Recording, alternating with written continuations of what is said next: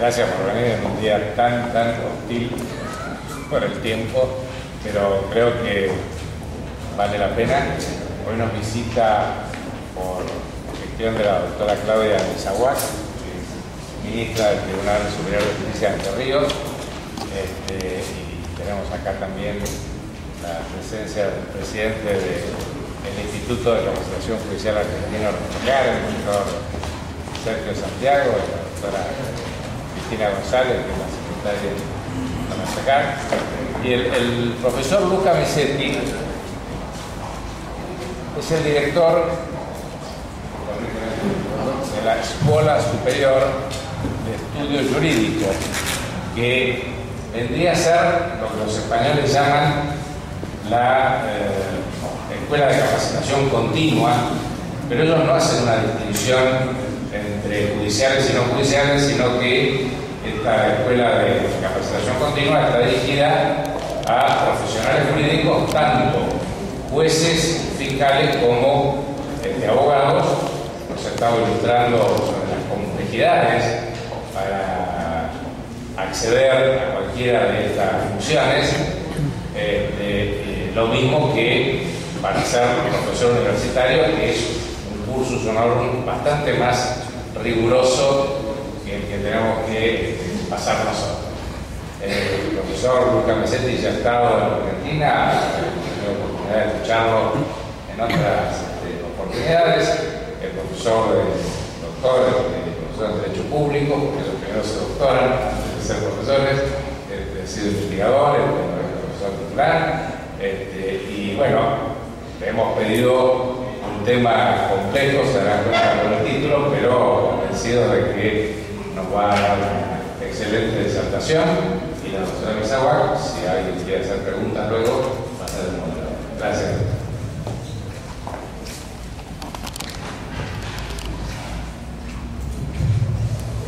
Cortito, porque en realidad ustedes, buenas tardes a todos, ustedes vinieron a escucharlo al profesor Luca Misetti. El profesor, a pedido de acá de un amigo y presidente del Superior Tribunal de Justicia de la Ciudad Autónoma de Buenos Aires, va a exponer hoy sobre el derecho de defensa en el sistema multinivel de protección de los derechos fundamentales. Yo quiero decirles a ustedes que, a pedido de Luca, voy a ser muy sintética, sin embargo su currículum no es nada corto, tiene un importante currículum que ha desarrollado en varias universidades hasta llegar a ser profesor catedrático, como le gusta decir a los italianos, y esto tiene una razón que nosotros no la alcanzamos a dimensionar, pero el doctor Luca Misetti ha sido profesor en la Universidad de Udine, en la Universidad de Milán. Hoy es profesor catedrático de grado y de posgrado en la Universidad de Bolonia, y además es director de la Escuela de Estudios Superiores de la Universidad de Bolonia.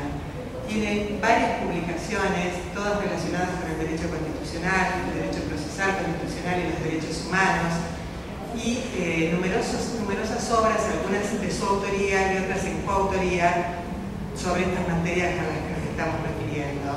A él particularmente le gusta, y así me lo ha pedido, decir que es presidente de la sección italiana del Instituto Iberoamericano de Derecho Procesal Constitucional, que entre todos los títulos que tienen, este es el más pequeño, pero sin embargo él me ha pedido que lo mencione, así que yo voy a hacer honor a la amistad, les voy a mencionar que es el presidente del Instituto y miembro de la Asociación Argentina de Derecho Constitucional, miembro honorario de la Asociación Argentina de Derecho Constitucional. Vamos a escucharlo entonces al profesor Luca Misetti.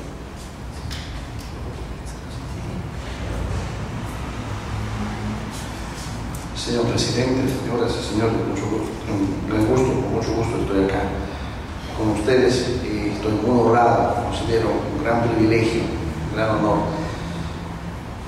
Primero, haber recibido la invitación a desarrollar el tema del derecho a la defensa en un sistema multinivel de protección de los derechos fundamentales, con referencia especial al caso europeo,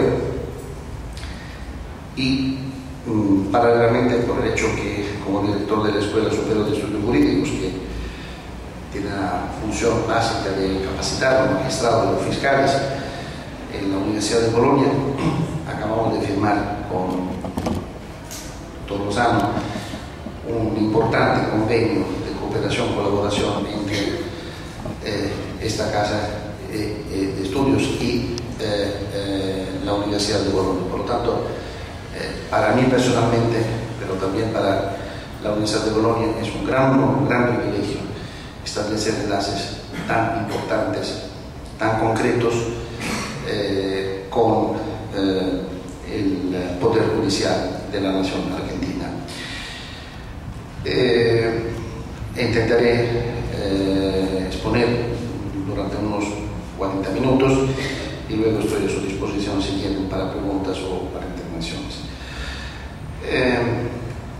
Si analizamos las trayectorias de evolución de los sistemas de reconocimiento y protección de los derechos fundamentales, convencionalmente adoptando como término temporal de referencia la segunda parte del siglo XX, es decir, a partir del final de la Segunda Guerra Mundial, nos percatamos del hecho que en las diferentes olas o oleadas de transiciones constitucionales y de consolidación de la democracia, los derechos fundamentales son objeto de reconocimiento y de protección. En la primera oleada que tiene lugar a finales de los años 40 con la entrada en vigor de la Constitución alemana de 1949 y de la italiana de 1948, no tan solo en términos de reconocimiento de los derechos, que evidentemente es mucho más amplio, mucho más articulado, sino también en términos de protección de los derechos fundamentales. No tan solo en cuanto a la codificación más firme, más amplia, más concreta, más articulada del derecho a la defensa, los diferentes textos constitucionales, sino también a través de la introducción, por lo menos en Europa, de mecanismos, instrumentos de recurso, de protección que para ustedes son más familiares en las Américas, menos familiares, menos difundidos en Europa, como el recurso de amparo, el recurso directo de constitucionalidad en Alemania, y obviamente en el sistema español el recurso de amparo, el mandado de seguranza en Portugal, hasta llegar a las constituciones de la tercera oleada o la ola de transiciones constitucionales como consecuencia de la caída del muro de Berlín en 1989. Todas las constituciones de la Europa Central y Oriental adoptan un catálogo muy amplio, muy articulado de derechos fundamentales, no tan solo en cuanto a derechos fundamentales sustanciales, sino también como derechos fundamentales instrumentales, como en particular el derecho a la defensa. El derecho a la defensa no tan solo como derecho fundamental, como libertad negativa, sino también como derecho social, derecho que supone una intervención, una prestación del Estado en favor de las personas menos privilegiadas, indigentes, que puedan concretamente tener un acceso a la justicia en los tribunales. Por lo tanto, el derecho a la defensa se convierte en un complemento constante de los derechos fundamentales sustanciales en las constituciones europeas del segundo posguerra. En términos concretos de derecho positivo, se puede constatar en las diferentes etapas del desarrollo del constitucionalismo europeo contemporáneo una coincidencia tendencial de los sistemas de codificación del derecho a la defensa en las diferentes constituciones europeas. Es evidente que las constituciones más recientes, tan solo para ofrecer un ejemplo, la rusa de 1993 o la polaca en particular de 1997 o aún más la serbia del 2009 se proponen como las más desarrolladas en cuanto evidentemente el progreso técnico, económico, científico, cultural, en este caso el progreso jurídico, ha permitido a los padres constituyentes de pormenorizar de una forma particularmente garantista el derecho a la defensa.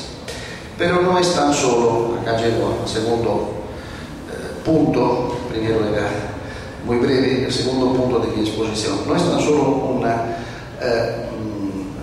una evolución aportada por el progreso cultural jurídico, es también una evolución aportada por la integración que hemos tenido entre los diferentes sistemas constitucionales nacionales y, por un lado, a nivel, digamos, intermedio, el ordenamiento jurídico de la Unión Europea y, por otro lado, el ordenamiento de la Convención Europea de Derechos Humanos, por lo tanto, Consejo de Europa, que se crea en 1949 y, como consecuencia, el Tribunal Europeo de Derechos Humanos. Hay dos aspectos que evidentemente se pueden destacar. El primero es el siguiente: el derecho a la defensa se puede entender como y se ejerce obviamente como derecho a la defensa frente a las jurisdicciones supranacionales. Es evidente que existe un derecho a la defensa frente al Tribunal de Justicia de la Unión Europea, la denominada Corte o Tribunal de Luxemburgo, o bien frente al Tribunal Europeo de Derechos Humanos. Son más conocidas las reglas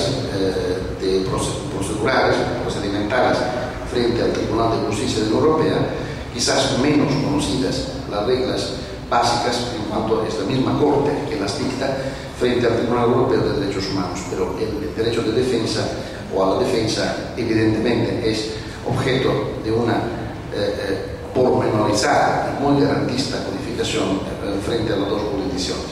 Pero no es tanto esto el aspecto sobre el cual me gustaría concentrar la atención, sino sobre todo el aporte que a la hora de definición del derecho de defensa o a la defensa han aportado las dos jurisdicciones supranacionales, por un lado, y el impacto que esta jurisprudencia normalmente desarrolla frente a los ordenamientos constitucionales nacionales y a los sistemas de las fuentes del derecho nacionales. Empezando por la Unión Europea. En el marco de los tratados fundamentales, me refiero al Tratado de Roma de 1957, con el cual se funda la Comunidad Económica Europea, y luego el Tratado de Maastricht de 1992, con el cual se funda la Unión Europea, no aparecen derechos fundamentales. Los tratados fundamentales europeos, aparte las conocidas 5 libertades fundamentales, libertad de circulación de las personas, de los capitales, de los servicios, de los bienes, de los trabajadores, no reconocían en cuanto a tratados básicamente de naturaleza económica, no exclusivamente, pero básicamente económica, no reconocían libertades fundamentales y tampoco el derecho a la defensa. Inclusive, consecuencia de la aprobación de entrada en vigor del Tratado de Maastricht de 1992, que introduce en el ordenamiento de la entonces Comunidad Europea varios derechos, pero sobre todo derechos políticos o derechos de ciudadanía relacionados con la condición, con el estatus de ciudadano europeo, no se introducen derechos fundamentales. En este sentido, y haciendo descansar su jurisprudencia fundamental sobre muy frágiles normas de los tratados fundamentales, un aporte determinante fue realizado por el Tribunal de Justicia de la Unión Europea. Es el Tribunal de Justicia, la Corte de Luxemburgo, que con una jurisprudencia muy innovadora, constante, muy atenta, evidentemente, a las denominadas tradiciones constitucionales comunes de los Estados miembros, por lo tanto a las constituciones nacionales, pero al mismo tiempo considerando el reconocimiento y la protección de los derechos fundamentales como una característica imprescindible del sistema que yo quiero, me gusta en particular denominar como auténticamente constitucional de la Unión Europea en marcha, considerando los derechos fundamentales como una característica esencial de ese derecho imprescindible, con una, repito, jurisprudencia constante, ha venido elaborando, enucleando, construyendo derechos fundamentales clásicos, por lo tanto civiles y políticos, pero al mismo tiempo derechos sociales, económicos, culturales y ambientales. Por lo tanto, libertades negativas y libertades positivas al mismo tiempo. Dentro del catálogo de estos derechos, el derecho a la defensa, siempre en la jurisprudencia del Tribunal de Justicia de la Unión Europea, goza de una posición central, en cuanto el Tribunal de Justicia, no me voy a aburrir mencionando muchas sentencias como podría ser, pero el Tribunal de Justicia de Luxemburgo siempre considerado como un complemento fundamental del derecho a la defensa,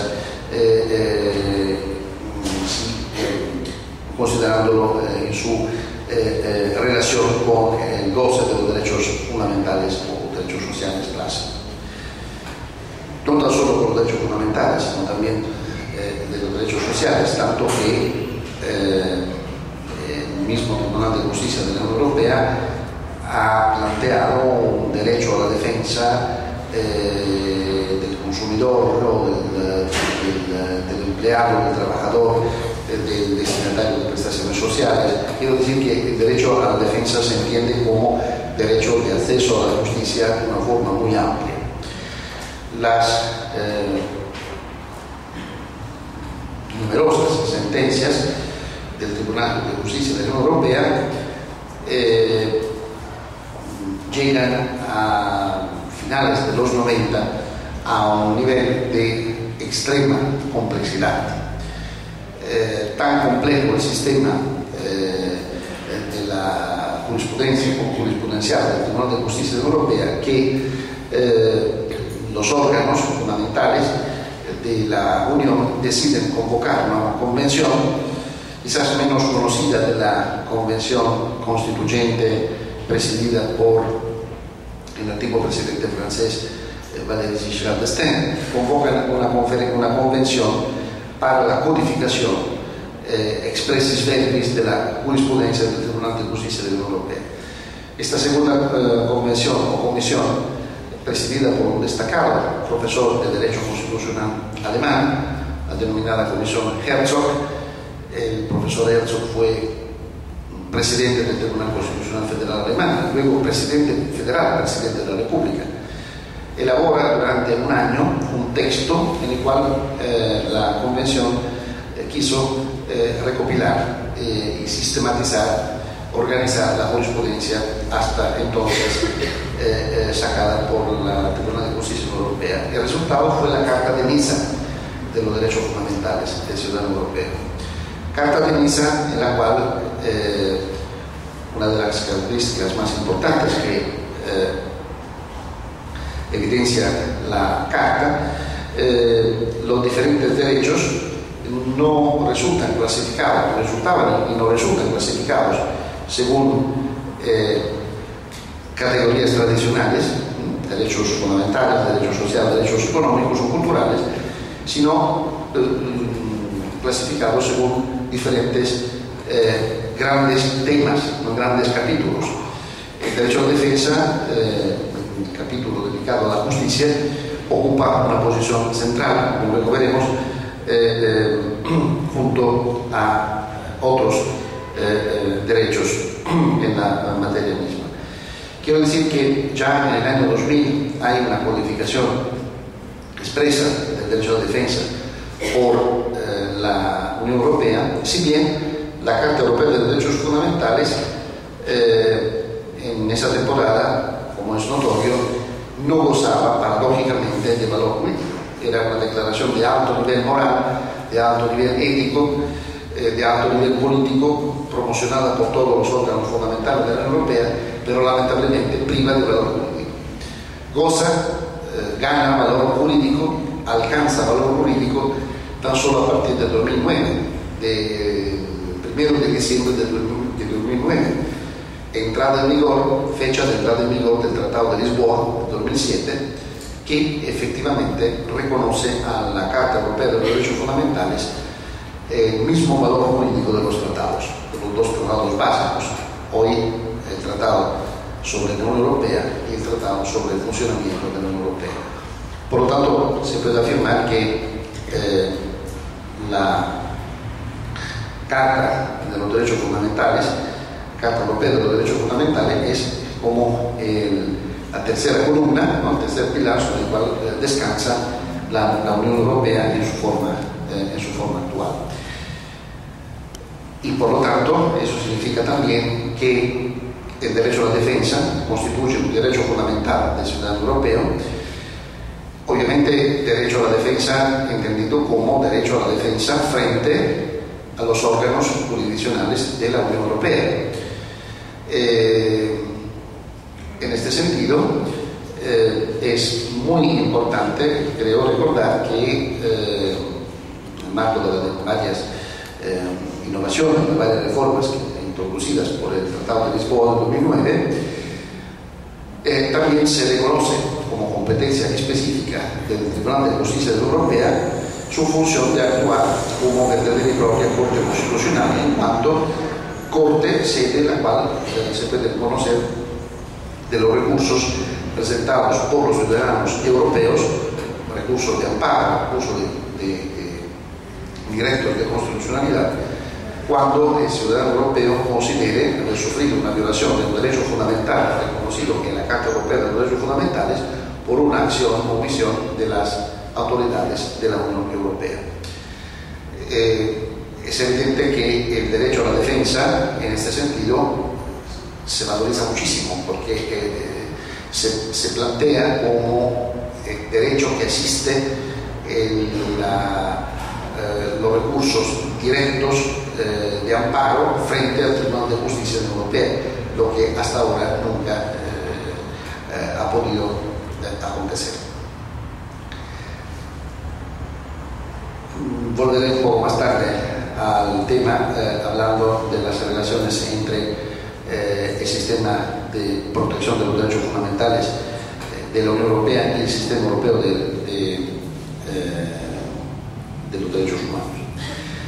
Paralelamente a la evolución, digamos al tercer nivel, tercer aspecto o párrafo o capítulo de mi exposición, paralelamente a la evolución del sistema comunitario y luego de la Unión Europea, otro importante sendero de evolución se traza en Europa gracias a la institución del Consejo de Europa en 1949 y inmediatamente después a la aprobación en Roma del Convenio Europeo de Derechos Humanos y sobre todo, evidentemente, a la institución en el marco del mismo convenio de la Corte Europea de Derechos Humanos.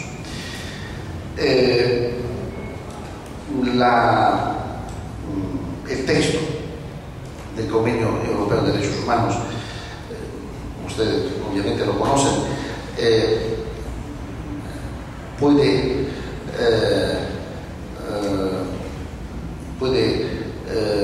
dejar un poco decepcionados o desilusionados los que lo consultan. ¿Por qué?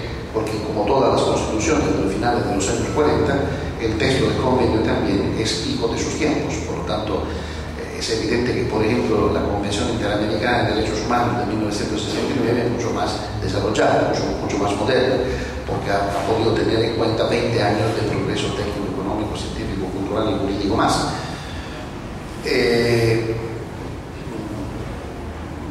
No obstante,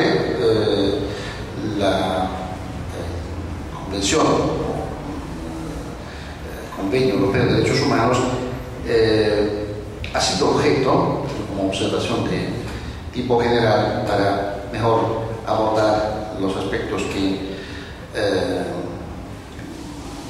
quiero abordar sobre el derecho a la defensa en particular. El texto de 1950 ha sido es objeto constante de interpretación evolutiva, de adecuación, hasta como base de creación innovadora de nuevos derechos por el Tribunal Europeo de Derechos Humanos. Quiero decir que, como premisa general, el rol, el papel que el Tribunal Europeo de Estrasburgo ha desarrolla en ese sentido es un papel fundamental en cuanto a elaborar una jurisprudencia, elabora constantemente una jurisprudencia que ha ampliado muchísimo los derechos fundamentales que la misma Corte o el mismo Tribunal considera como partes fundamentales del texto del sistema, como un bloque de constitucionalidad referido al sistema de protección del Convenio de 1950. Expresamente, la Convenio Europeo de Derechos Humanos dedica al derecho a la defensa varias normas, en particular el artículo 5, que se refiere al derecho a la libertad y a la seguridad, y aún más en particular los apartados 2, 3 y 4, en la medida que se refieren estos apartados al derecho de la persona que sufra limitaciones de la libertad, de ser traída frente a un juez, de conocer las causas o razones, el título según el cual se acusan, los límites, como veremos, de la carcelación previa y varios aspectos más. Pero sobre todo el artículo 6, que se refiere al principio derecho, mejor dicho, a un debido proceso, en particular el artículo 6, apartado 3, en el cual resultan pormenorizados los derechos, los varios aspectos del derecho a la defensa.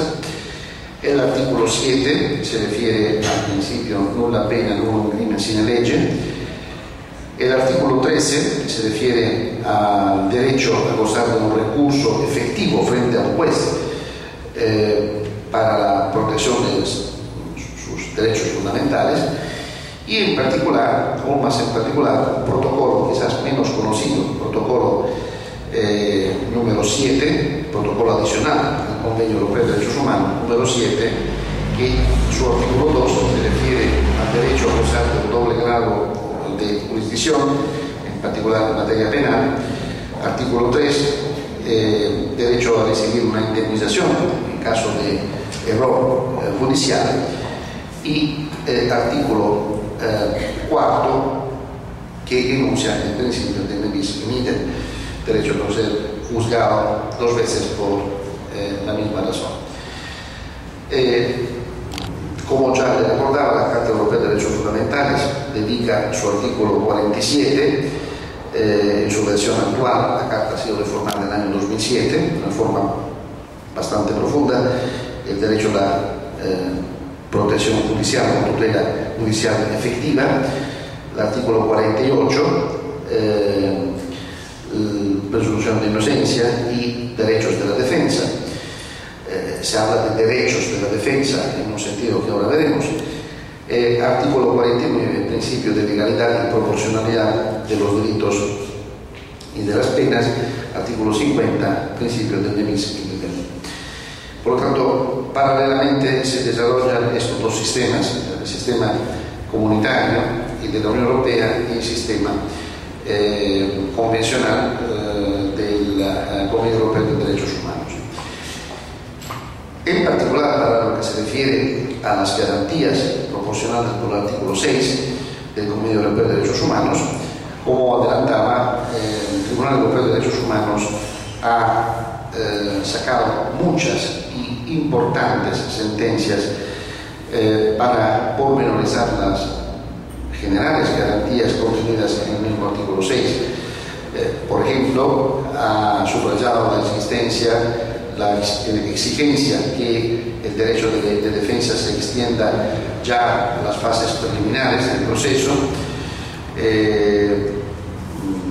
ha subrayado el derecho de acceso al juez, a un juez preconstituido por ley, el derecho a gozar de un juez imparcial e independiente. Ha hecho referencia, y lamentablemente en este caso tengo que recordar que esta sentencia se refiere sobre todo al ordenamiento jurídico de mi país, muchísimas veces sigue haciendo referencia a la razonable duración del proceso, al principio de publicidad de las audiencias, al derecho al silencio del imputado.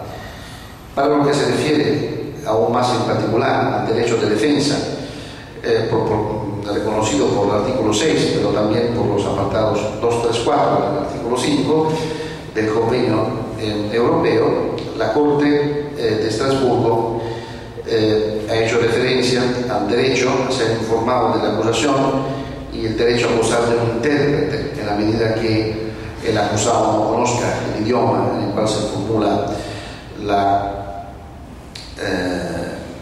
acusación, el derecho de gozar del tiempo y de las facilitaciones oportunas, adecuadas para preparar la defensa, el derecho de participar personalmente al proceso. La Corte, por ejemplo, ha declarado como no conformes al Convenio Europeo varias normas que en diferentes ordenamientos, entre los cuales el ordenamiento italiano, permitían al juez de seguir adelante con el proceso y de juzgar según un procedimiento contumacial el imputado.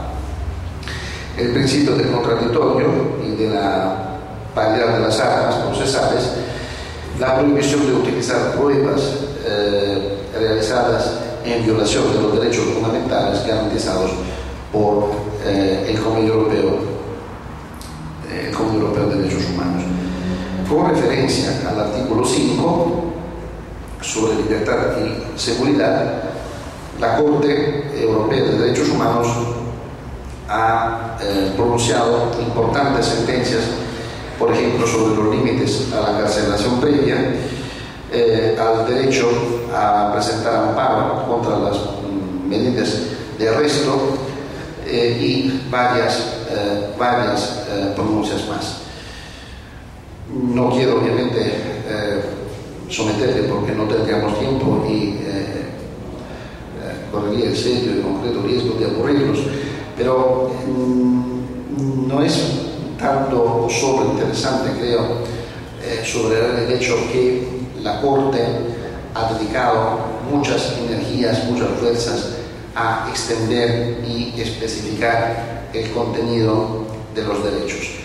Me interesa más subrayarle cómo muy fuerte siempre ha sido y constantemente es el impacto de las sentencias del Tribunal Europeo de Derechos Humanos sobre los ordenamientos nacionales, por una serie de razones. La primera procede directamente del artículo 46 del Convenio Europeo mismo. Las sentencias del Tribunal Europeo de Derechos Humanos son sentencias que tienen que ser acatadas por los Estados miembros. Son sentencias directamente vinculantes y de aplicación inmediata en los ordenamientos nacionales. El punto es que la misma Corte o Tribunal Europeo de Derechos Humanos nos limita más hace tiempo a reconocer, ese es el caso estándar, a reconocer la violación de un derecho fundamental protegido por el convenio y por lo tanto a condenar el Estado violador al pago de una indemnización. Eso, repito, es la situación estándar. El punto es que, y probablemente el derecho a la defensa es uno de los casos típicos y tópicos, ¿no?, en este sentido. La Corte o Tribunal condena al Estado en cuanto sus autoridades públicas han cometido una violación de un derecho fundamental, dispone el pago de una indemnización en favor de la víctima y invita, auspicia, yo añadiría, impone al Estado miembro de eliminar o modificar la norma que ha permitido esa violación y que supuestamente eliminándola no se produzcan más en el futuro violaciones análogas o parecidas. No ha llegado a la Corte de Estrasburgo a impactar tanto sobre los ordenamientos nacionales como la Corte Interamericana de San José de Costa Rica, el conocido caso La Última Tentación de Cristo, hasta exigir, hasta implicar una reforma constitucional por Chile en materia de censura. Pero constante es en Europa el impacto normativo, legislativo, que la sentencia del Tribunal Europeo de Derechos Humanos ejerce contra los Estados miembros. Y aún más, creo interesante e importante, es sobre el hecho que este impacto se desarrolla también en la materia penal y procesal penal. Para ofrecerle un ejemplo,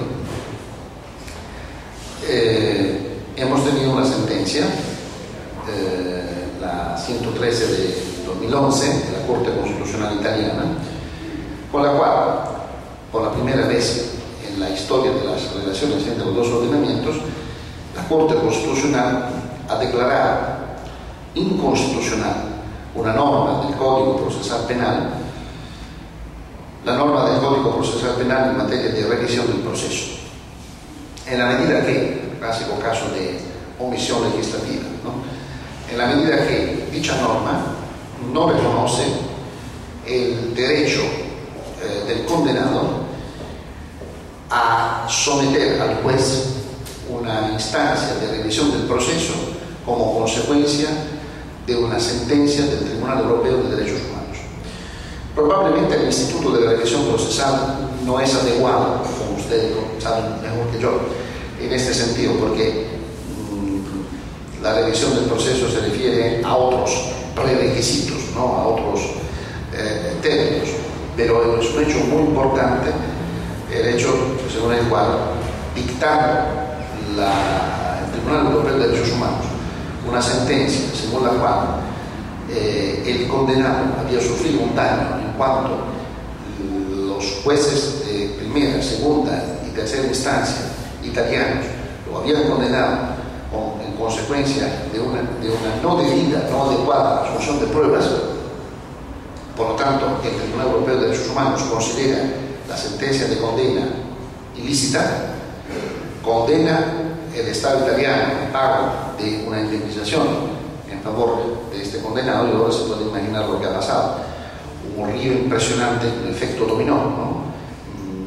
Centenas, mejor dicho, docenas y docenas de instancias de revisión del proceso. Por lo tanto, declara la Corte Constitucional, recibiendo esta sentencia, ¿no?, del Tribunal Europeo de Derechos Humanos, y recibe esta sentencia en cuanto el condenado presenta otra vez recurso a la Corte Constitucional porque lamentablemente no sabe a quién dirigir la instancia de revisión del proceso. Eso todavía es un hueco, es una laguna legislativa que permanece, y la Corte Constitucional declara, y probablemente no puede declarar, la inconstitucionalidad por omisión del artículo 630 del Código Procesal Penal. Por lo tanto, ofreciendo al condenado esa vía de recurso, ¿no?, de escape para ver reformada su sentencia original. Quiero decir que podría ofrecerle varios ejemplos más, pero el punto es que el Tribunal Europeo de Derechos Humanos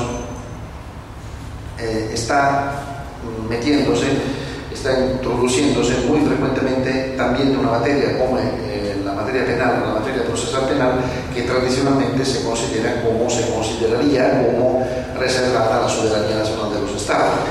Materias en las cuales, en todo caso, no se registra todavía la fuerte integración que hemos tenido en otros sectores fundamentales de la Unión Europea. Otro punto que llego rápidamente a las conclusiones.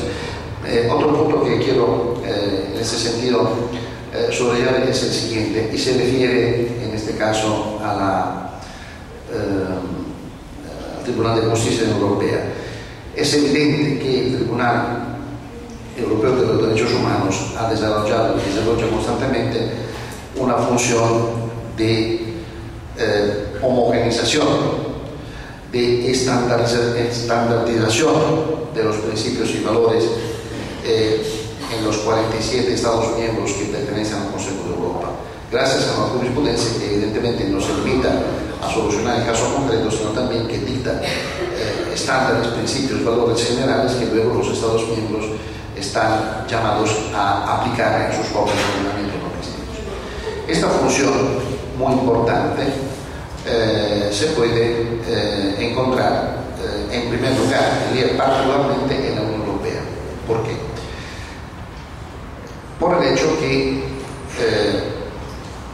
aparte, obviamente, que unas categorías de normas de la Unión Europea se aplican directamente en los Estados miembros una vez aprobadas por los órganos legislativos de la Unión, me refiero obviamente en particular a los reglamentos de la Unión Europea. Obviamente por el hecho que las sentencias del Tribunal de Justicia de la Unión Europea se aplican directamente en los Estados miembros sin ninguna necesidad de derivación judicial. Pero sobre todo por el hecho que hay unos procedimientos, me refiero en particular al recurso previo, recurso en vía prejudicial frente al Tribunal de Justicia de la Unión Europea, que favorecen una estandarización de los principios, de valores y de los derechos a nivel de todo el ordenamiento jurídico comunitario en su complejo. Es un poco la función nomofiláctica, ¿no?, de nomofilaquía que las Cortes Supremas desarrollan según una tendencia que yo siempre he considerado como absolutamente fundamental en todos los ordenamientos del mundo. En particular, este principio de recurso previo o recurso en vía prejudicial, que permite a un juez ordinario o bien obliga a un juez de última instancia de un país miembro de la Unión Europea a suspender el proceso cuando considere que una norma nacional no haya sido adecuadamente una norma de adecuada transposición al ordenamiento nacional de una directiva de la Unión Europea o de otro tipo de norma de la Unión, puede o tiene que suspender el proceso y someter no a su propia Corte Constitucional, sino al Tribunal de Justicia de la Unión Europea la cuestión relativa, definitivamente, como estaba comentando antes con el doctor Lozano, es un control no tan solo concreto, sino difuso de constitucionalidad, lo que es uno de los tantos elementos que hoy en Europa nos empujan a considerar, a subrayar, constatar un fuerte acercamiento entre el sistema o los sistemas romano-germánicos y los sistemas de common law. ¿Por qué?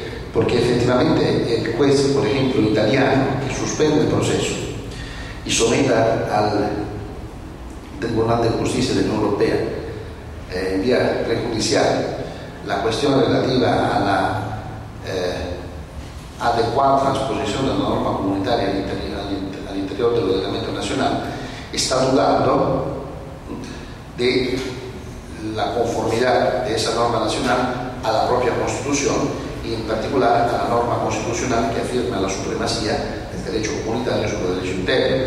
Y este fenómeno, si lo pensamos bien, es aún más evidente, aún más contundente cuando el juez nacional tiene que suspender, no tanto tiene que desaplicar una norma interna, en particular una norma de ley, cuando le resulte en conflicto con una norma de un reglamento de la Unión. En este caso, el juez no tiene que tener ninguna duda, tiene que desaplicar la norma interna y aplicar directamente la norma de la Unión.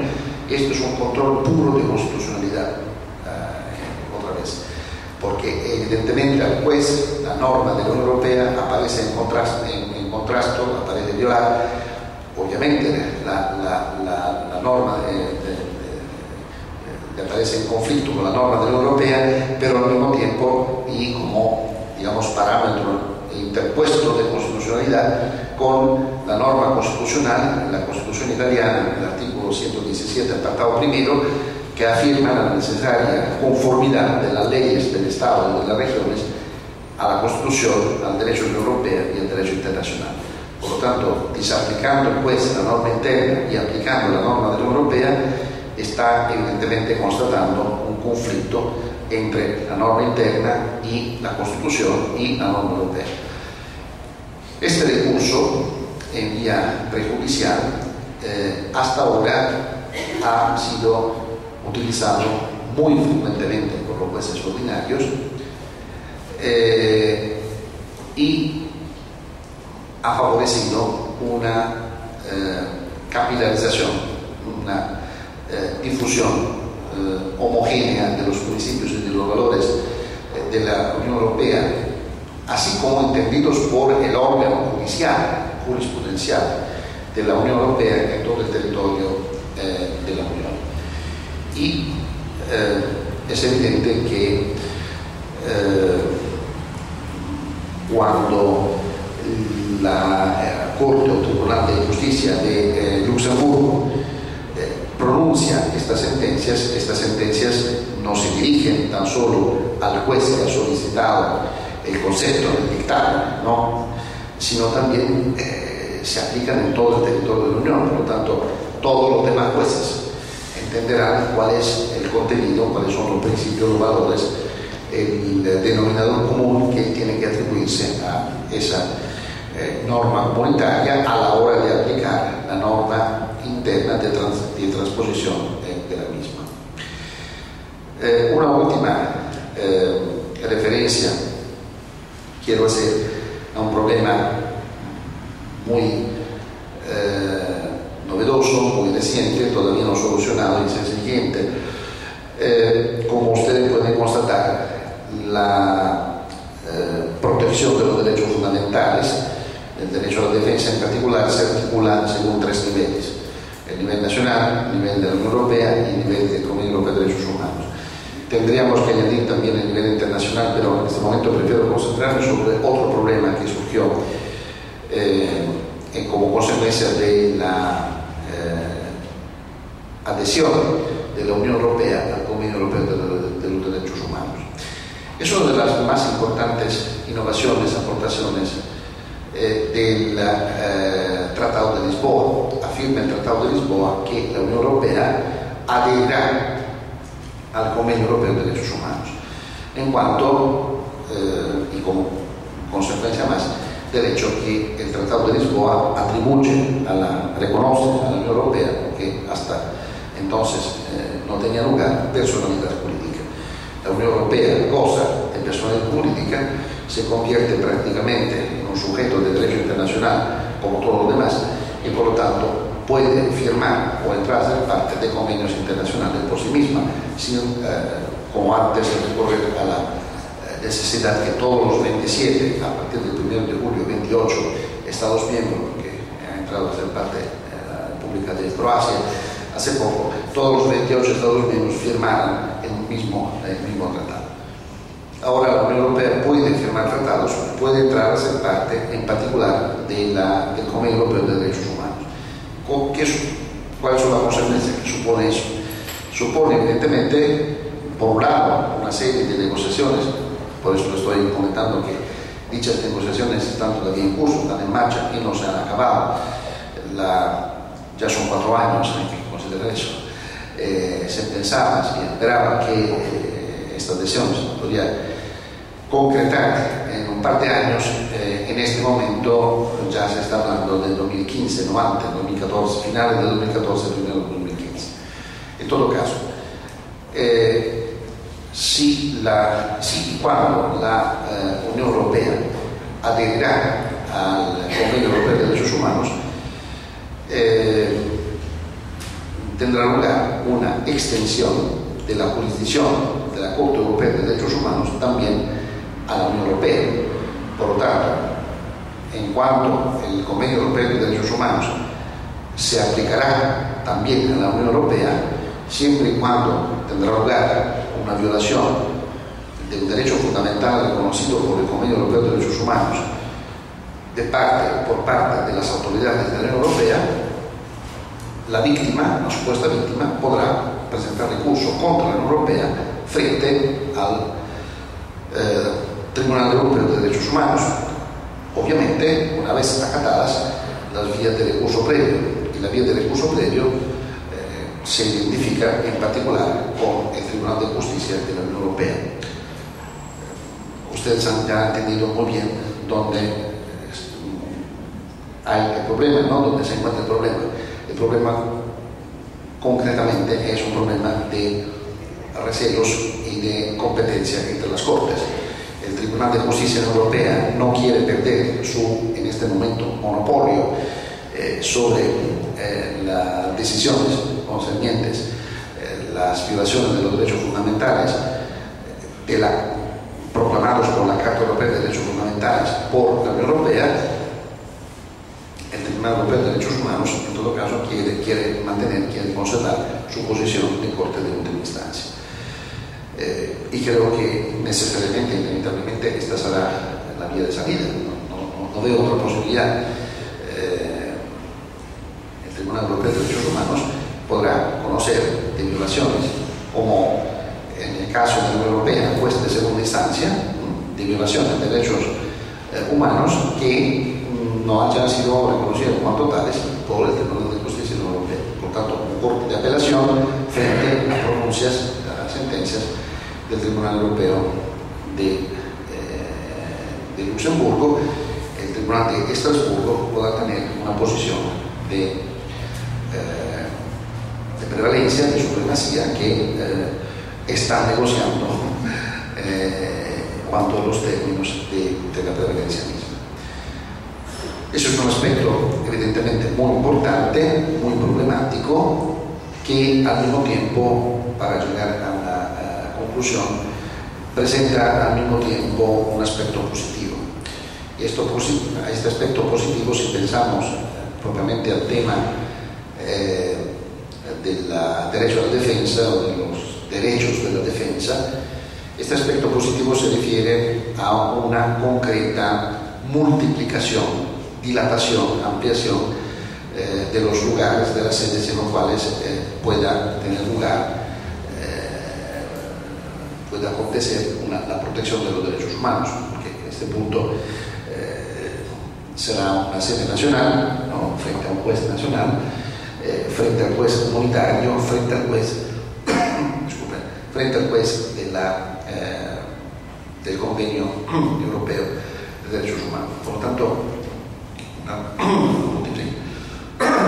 una multiplicación de los sistemas de protección que supone una dilatación también de la cultura de los derechos humanos. La cultura de los derechos humanos es, en primer lugar, una dilatación de la cultura del derecho a la defensa, de los derechos de la defensa,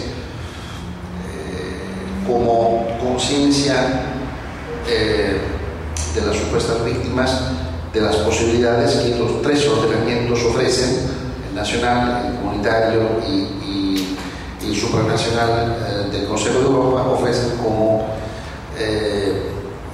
oportunidad concreta de proteger sus derechos.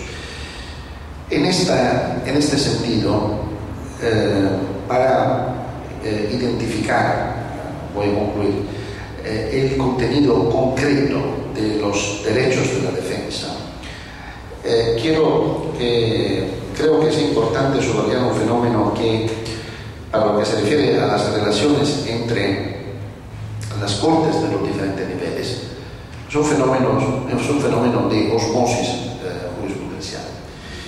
Quiero decir que cuando, por ejemplo, como intenté muy sintéticamente recordarle, el Tribunal Europeo de Derechos Humanos intenta identificar el contenido de los derechos de la defensa. o bien cuando está haciendo lo mismo el Tribunal de Justicia Europea. Bueno, primero, las dos cortes dialogan entre sí. Es un diálogo horizontal. Las dos cortes estudian y conocen muy bien la jurisprudencia de la otra corte. Hubo casos de conflicto. Si bien en la temporada, en los tiempos más recientes, se puede subrayar una cierta tendencia del Tribunal de Justicia de la Unión Europea de respetar y de reconocer una cierta prevalencia del Tribunal de la jurisprudencia del Tribunal Europeo de Derechos Humanos. Pero al mismo tiempo, las dos cortes, cuando elaboran sus pronuncias, se alimentan de la jurisprudencia de las Cortes Constitucionales Nacionales, porque intentan individualizar como un común denominador en la realidad y concretamente realizando una obra de pura comparación. Están intentando individualizar las que son las tradiciones constitucionales comunes en materia, por ejemplo, que estamos adoptando del derecho de defensa o a la defensa en los diferentes ordenamientos constitucionales nacionales.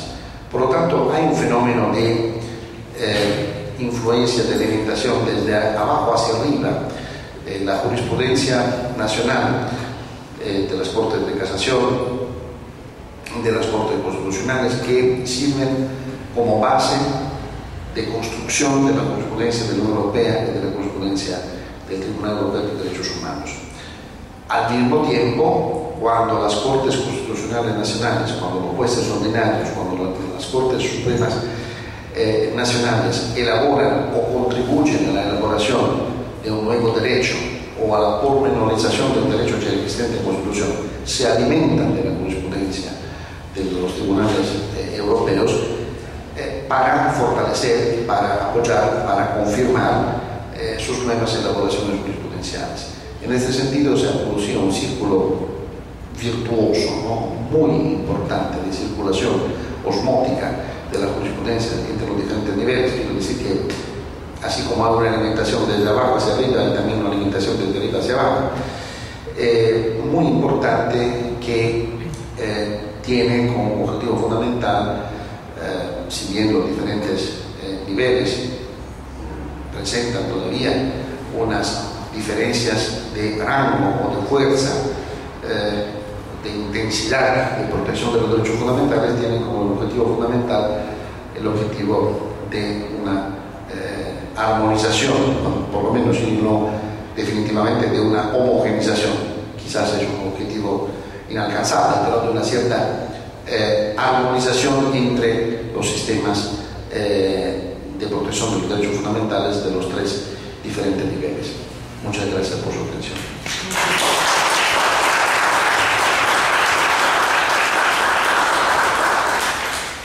Bueno, muchas gracias al profesor Messetti. Y si alguien desea hacer alguna pregunta, sí. No sé cómo es el sistema acá del Tribunal de la Ciudad Autónoma, porque soy de afuera de la casa. Por favor, acá la doctora. Sí.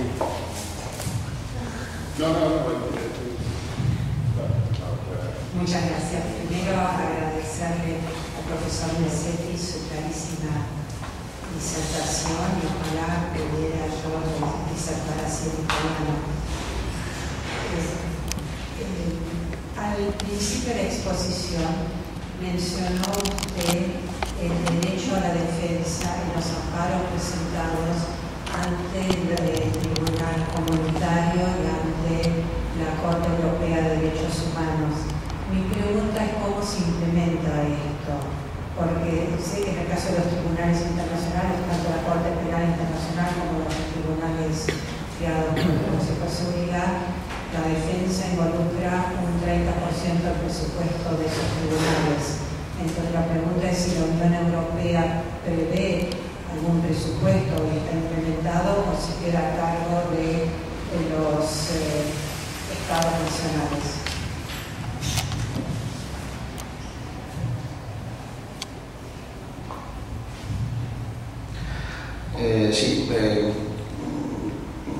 habría que diferenciar según lo que acontece en Luxemburgo y en Estrasburgo. Para lo que se refiere al derecho a la defensa frente a la Corte de Luxemburgo, sí son los estados nacionales que fomentan a partir de sus propias constituciones los recursos frente al Tribunal de Justicia Europea. Si bien hay un presupuesto muy importante que la Unión Europea dedica al sector de la justicia, de la cooperación judicial, de la cooperación policial.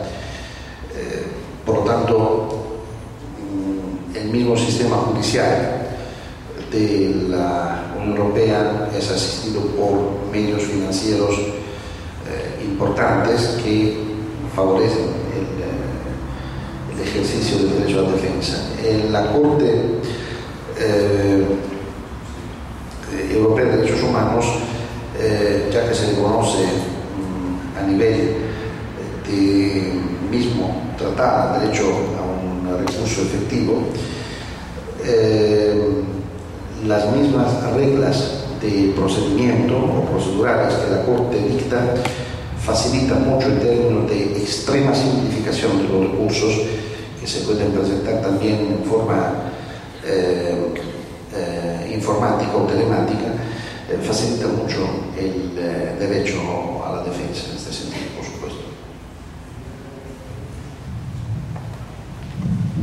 Lo mío es tangencial, pero nunca he logrado entender la diferencia en cuanto a su eficacia entre las directivas y los reglamentos. Y ahora leí que varias directivas, por ejemplo la de protección de datos, la van a tratar de elevar al reglamento. Yo había tenido una idea que era al revés.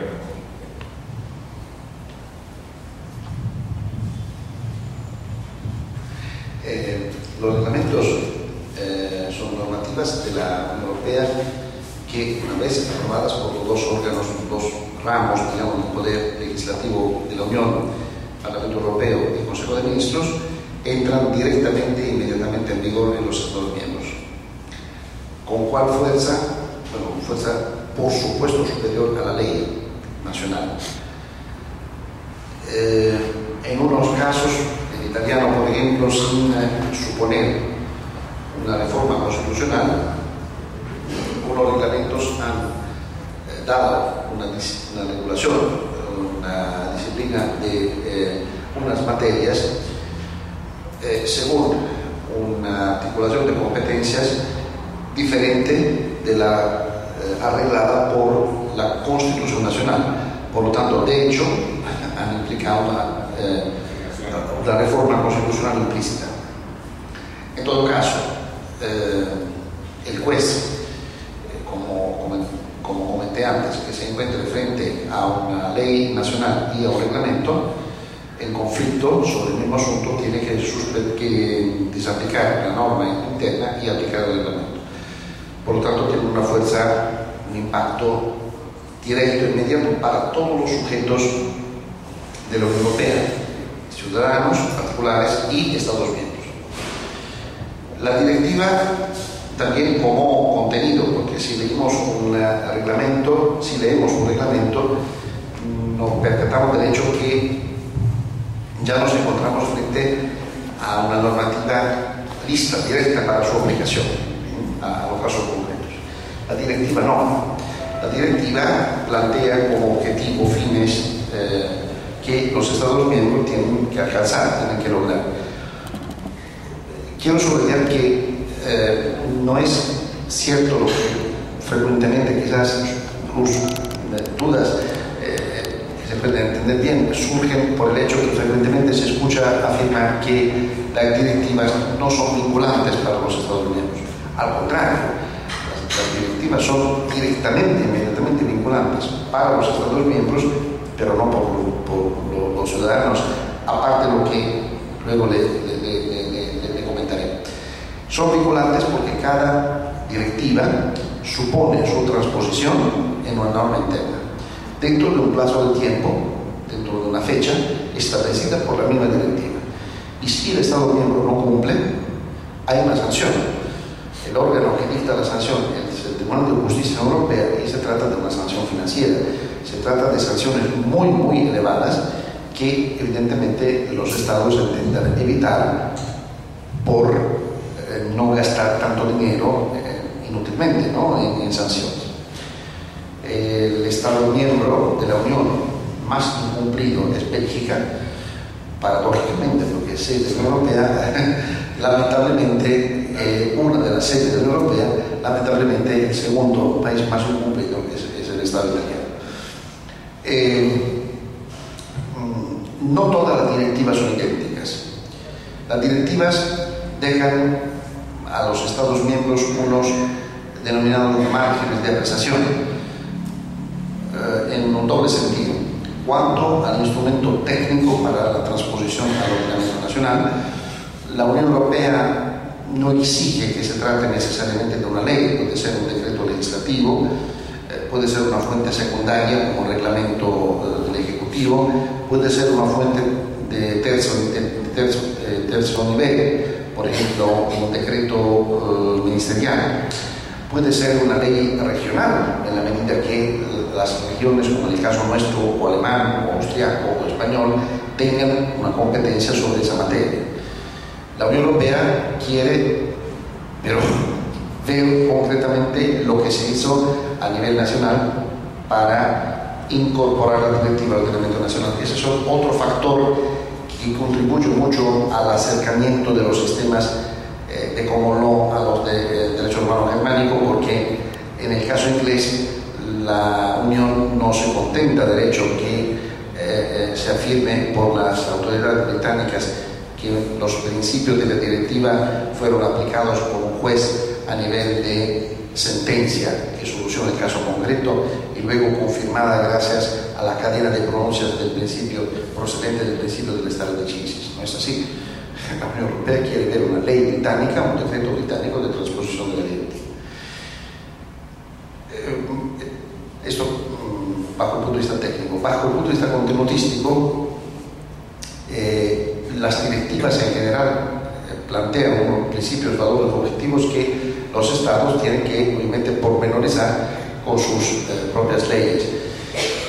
Esto en general, pero en particular frecuentemente las directivas, sobre todo si el objetivo de la Unión Europea es un fuerte nivel de homogenización en los Estados miembros, ya indican estándares, principios, valores, procedimientos que los Estados miembros no pueden modificar, no pueden regular autónomamente. Son las denominadas directivas self-executing, autoaplicativas, por lo menos en las partes que no dejan ningún margen de apreciación a los Estados miembros. Cuando una materia concreta, un sector, vaya gozando, ¿no?, de una progresiva importancia, puede sí efectivamente llevar esto a una diferente concepción por la Unión Europea que regule nuevamente esa materia, considere más oportuno, más adecuado regular esa materia con un reglamento más bien que con una directiva.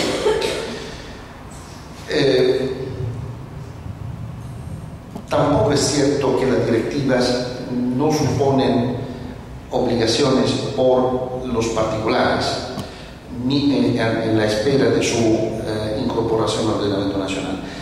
Hay una jurisprudencia muy interesante del Tribunal de Justicia Europea que obliga todas las autoridades públicas de los países miembros de la Unión Europea a respetar, a aplicar los principios contenidos en una directiva todavía en vía de incorporación al ordenamiento nacional, por ejemplo, las administraciones públicas, por los jueces, por los abogados, por cualquier sujeto que tenga que aplicar, tenga que solucionar un caso concreto que caiga dentro del marco aplicativo de la directiva. En fin, si el Estado miembro no acata una directiva, como comentaba antes, surge una responsabilidad frente a la Unión Europea, pero surge también una responsabilidad frente a los particulares del Estado mismo. Es la famosa sentencia Frankovich de 1990, que afirma el principio según el cual el particular que sufra un daño por el Estado miembro como consecuencia de la no transposición de la directiva del ordenamiento nacional tiene derecho a una indemnización por el Estado mismo.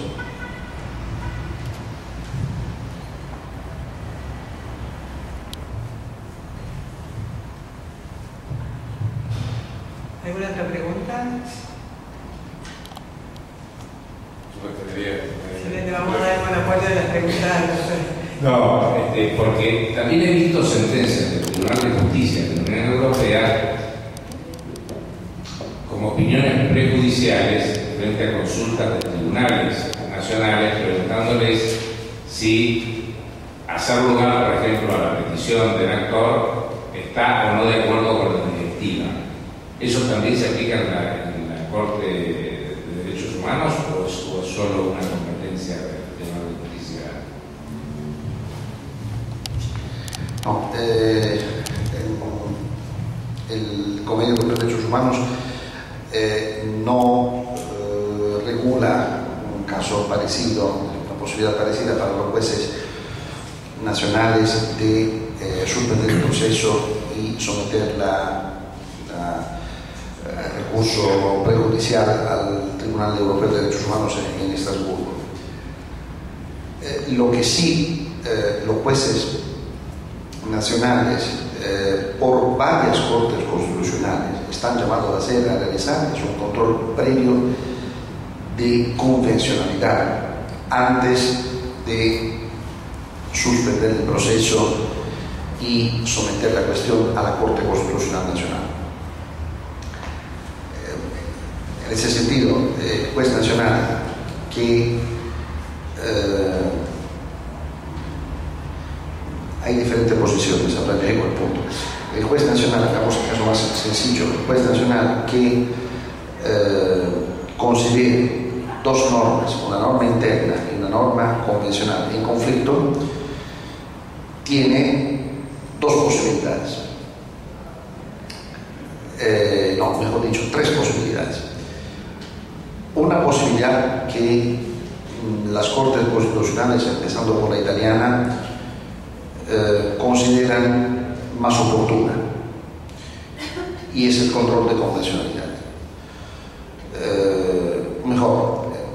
Aún antes, la interpretación convencionalmente conforme. Ninguna suspensión del proceso.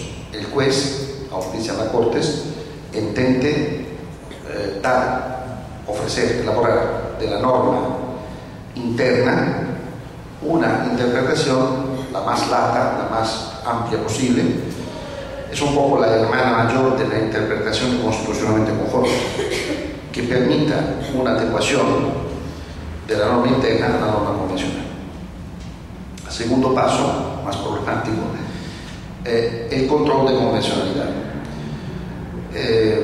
Hay casos en los cuales, por ejemplo, en el mismo ordenamiento, caso italiano, hay una corte, y yo sinceramente adhiero a esa posición, la Corte Suprema de Casación, que ya a partir del final de los 60 comparte este principio, este asunto fundamental. Es decir, el juez ordinario que constate un conflicto entre la norma interna y una norma convencional tiene que desaplicar la norma interna y aplicar la norma convencional. Exactamente lo mismo que acontece con la norma de la Unión Europea, las normas de los reglamentos de la Unión Europea. En este sentido, los que compartimos esta idea consideramos que la reforma constitucional que en Italia tuvo lugar en el año 2001 confirma esta posición doctrinal, porque el artículo 117, apartado primero de la Constitución italiana, afirma que las leyes del Estado y de las regiones no pueden ponerse en conflicto con la Constitución, el el derecho de la Unión Europea y el derecho internacional. Y el Convenio Europeo de Derechos Humanos es derecho internacional, puro derecho internacional de derechos humanos. Por lo tanto, según la Corte de Casación, hay una jurisprudencia muy importante, sentencias particularmente, propiamente en materia de derecho a la defensa, derecho penal, derecho procesal penal, que afirman la obligación del juez ordinario de desaplicar la norma interna y aplicar directamente, obviamente, siempre y cuando resulte posible, de aplicar directamente la norma convencional. ¿Cómo? Aunque no lo pida la parte. Aunque no lo pida la parte. La posición de la Corte Constitucional es diferente. La Corte Constitucional, según lo que compartimos esa idea, manifestación un poco de los recelos que la Corte tiene frente a la Corte de Casación o al juez ordinario, afirma mucho más cautamente el siguiente principio: el juez ordinario que tenga esa duda no puede desaplicar directamente, tiene que suspender el proceso y someter a la misma Corte Constitucional la cuestión de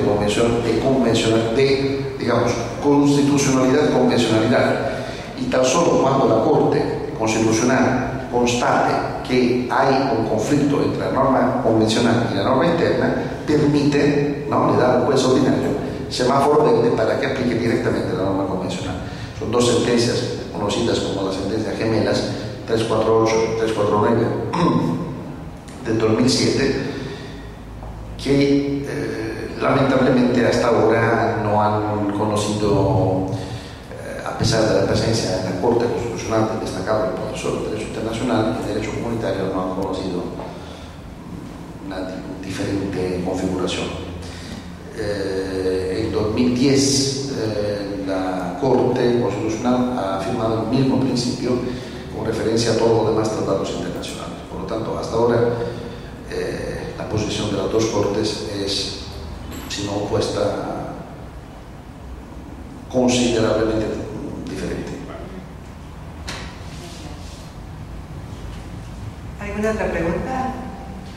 Bueno, vamos entonces a agradecerle nuevamente al profesor Luca Mesetti su presencia hoy aquí y su interesantísima exposición, y agradecerle muy especialmente al Superior Tribunal de Justicia de la Ciudad Autónoma de la Ciudad de Buenos Aires, que nos ha acogido en su casa, nos ha brindado lo mejor, al Centro de Formación Judicial de la CABA, que también, no solo a su director, sino a todo su personal excelente, que nos acompañó para que esto hoy se pueda realizar. Bueno, y a ustedes los presentes, muchas gracias.